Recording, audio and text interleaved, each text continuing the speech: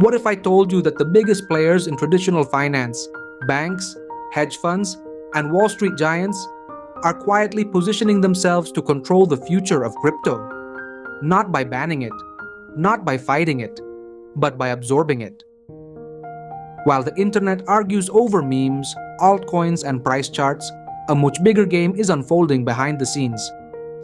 A game where power, regulation, and trillions of dollars are at stake.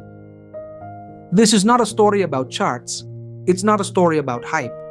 This is the story of Wall Street's secret plan to take over crypto. And by the end of this video, you'll understand why the real battle in crypto is not about price. It's about control. Bitcoin wasn't just a new form of money. It was a statement, a system without banks, without gatekeepers, without centralized control.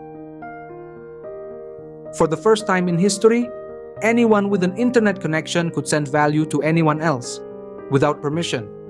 Early adopters believed crypto would replace the old system. No more middlemen, no more censorship, no more Wall Street. Back then, major financial institutions laughed at it. They called it a scam, a bubble, a toy for nerds, rat poison squared. They were confident crypto would fade away, but it didn't. Bitcoin survived crashes. It survived bans. It survived ridicule. Every time it was declared dead, it came back stronger. And slowly, something changed. Crypto didn't disappear. It grew. From a hobby to a movement, to a global market worth trillions of dollars. That's when Wall Street stopped laughing. At first, institutions asked, "How do we stop this?" Then they realized something terrifying. They couldn't. Crypto was global, open source, decentralized. So the question changed.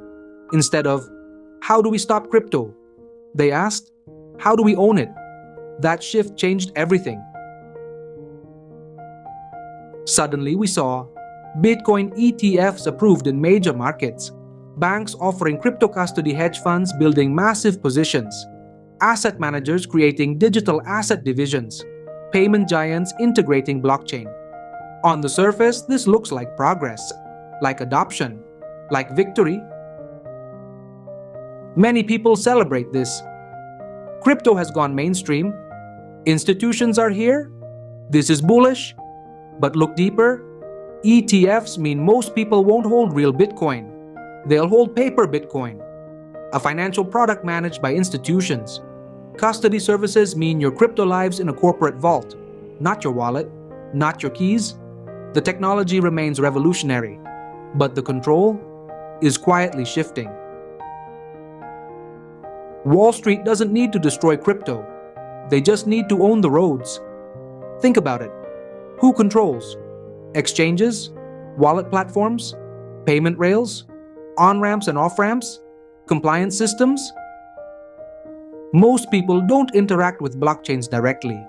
They use apps platforms, websites, custodial wallets, and those are increasingly owned or influenced by large financial players. When the majority of users access crypto through centralized apps, regulated platforms, institutional products' power naturally concentrates.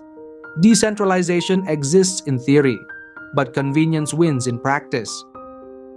Most people don't want to manage private keys. They don't want hardware wallets. They don't want to risk losing access forever. They want an app, a password customer support, a reset button. And Wall Street knows this, so instead of killing crypto, they are building a friendly version of it. A version that feels revolutionary, but behaves like the old system. Same profits, same gatekeepers, same power structures, new branding, new technology, old control. Regulation is presented as protection, and in some ways it is. It reduces scams, it adds accountability, it creates standards, but regulation also creates barriers. Small startups struggle. Independent developers disappear. Open source experiments die quietly. Only those with legal teams, lobbyists, compliance departments, political influence can survive. And who has those? Wall Street. Decentralized projects move fast. They innovate. Wall Street moves strategically. They shape the rules, then play the game better than anyone else. It's not about killing innovation. It's about owning it. They don't block the future. They redesign it so only they can dominate it. Crypto now stands at a crossroads. One path leads to true decentralization, self-custody, open networks, permissionless finance, real financial sovereignty. The other path leads to crypto, but with banks. Same institutions, same power, same hierarchy, different interface, different buzzwords, different marketing. The danger isn't that Wall Street enters crypto. The danger is forgetting why crypto existed in the first place. If everyone uses ETFs, if everyone leaves coins on exchanges, if everyone depends on institutions, then crypto becomes just another product. Not a revolution, not freedom. Just a new asset class inside the same old system. The blockchain remains. The ideals disappear. This isn't about choosing sides. It's about awareness. You don't have to reject institutions. You don't have to become a purist. But you should understand the game.